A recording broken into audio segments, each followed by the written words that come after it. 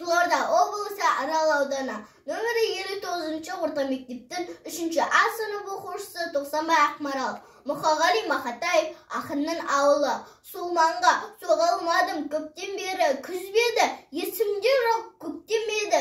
Есімде тек даланың өкпе желі, есімді алып құшақтап өпкен мені.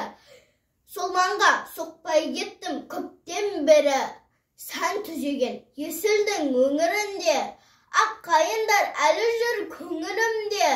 Ерекшеді ол жердің күлімілде, ерекшеді сол жердің елімілде. Ерекше орын алып жүр көңілімде. Соғып барғам суытқан қылықтардан, жүзбіп қайтып кеткенім соғып барғам.